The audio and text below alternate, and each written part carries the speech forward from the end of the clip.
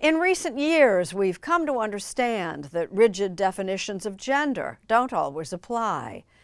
That may be truest of all for the intersex, those born into bodies that aren't clearly male or female. Erin Moriarty has their story. This is probably one of the only pictures I have of my body before it was, when it was still intact. When Pidgeon Pagonis was born in a Chicago hospital 37 years ago, the doctors saw something that alarmed them. I was born looking female on the outside, and then it was discovered that on the inside of my body, I had not completely the parts that would be considered female. Pigeon, whose birth name is Jennifer, looked like a little girl, but instead of ovaries, there were internal testes. And instead of XX chromosomes, Pigeon had the male XY combination. Pidgeon Pagonis was born intersex. You're not alone. There are thousands, maybe millions of people just like you. Yes. According to statistics cited by the United Nations, 0.05 to 1.7% of the worldwide population is intersex. That's roughly the amount of people in the state of Minnesota, like combined, or the country of Japan.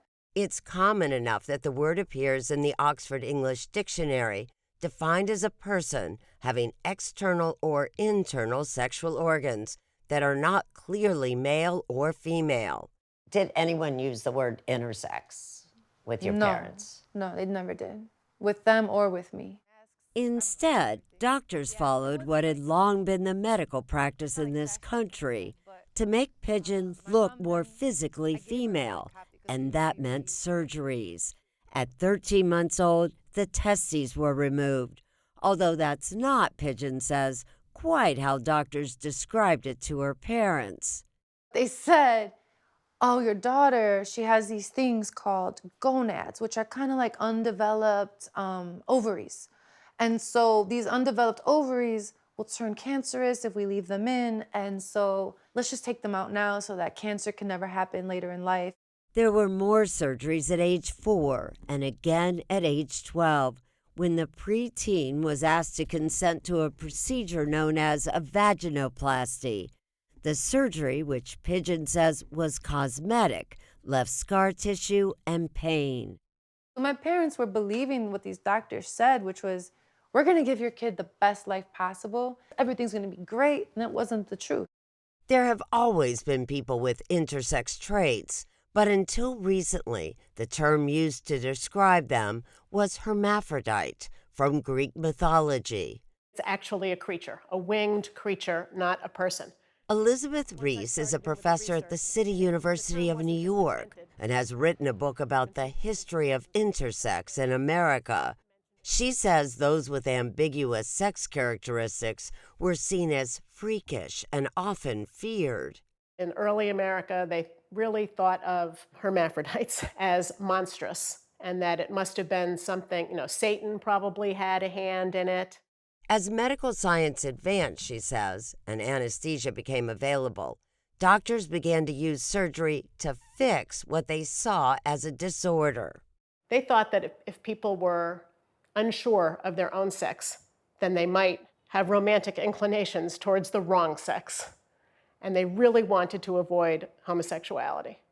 Doctors believed surgery was best done early, before a patient knew he or she was intersex. In the sexual differentiation of the human embryo, based on research conducted in the 1950s by psychologist John Money at Johns Hopkins University. John Money said, the best time to deal with this is at infancy. The gender has not emerged yet, so babies are malleable. You could change their genitals, you could later on give them hormones, you could basically raise them in the gender that you thought was the most appropriate, and everything would be fine. But it didn't always turn out fine, says Professor Reis. I know people who found out much later what happened in their family. Secrecy, it can be devastating in that way, to find out something about yourself that the doctors told your parents, don't tell. That secrecy is a central theme in Pigeon's memoir, Nobody Needs to Know. At age 18, while in college, Pigeon finally saw her medical records. Saw the words male first. That's what stuck out to me. Male pseudo-hermaphrodite, 46XY. I remember looking in the mirror like I did this, like I pulled my hair back and I was like studying my face, and I was just like, am I a boy? Was I born a boy and then they like somehow made me a girl for some reason, and I just was so confused. I don't know how to explain that feeling. It's like, say you had a compass and you were in the forest, now that compass broke and it's dark and you don't know what's going on anymore and you are completely lost. It was also tough for Pigeon's parents, who had consented to surgeries over the years that doctors told them were needed for their child to have a normal life. It's really hard for them.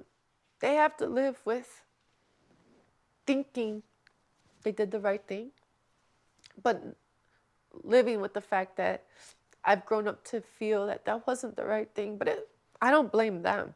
Intersex conditions have been for a long time medicalized and made into a disorder by the medical community. Urologist Dr. Ilene Wong, as a surgical resident in 2008, once performed the same type of surgery Pagonis had as an infant. She now believes the medical community has failed intersex patients. The thing that's so horrific about the surgeries that were performed on intersex children for cosmetic purposes is just that their outcomes are incredibly poor. Complication rates probably greater than 50%, resulting in scarring, resulting in chronic pain. Pigeon now wonders what life would have been like without the surgeries. Because the testes that provide hormones were removed, Pigeon was diagnosed with osteoporosis in her mid-20s. All that what they do when they quote unquote fix you and quote unquote make you normal is set you up for an abnormal experience of this life. Don't you think these doctors also thought your life might be easier if you fit that image of being a female? Yes, sure, they probably do. But I would love to have a doctor sit here with me today and I would say, if I cut off your penis to make you into what I think is a normal girl, because I think your life would be easier, how would you feel about that, sir? We have an extreme position. Pigeon has become an activist in the intersex community, determined to end unnecessary surgeries on intersex infants. No justice, no peace, no intersex surgeries.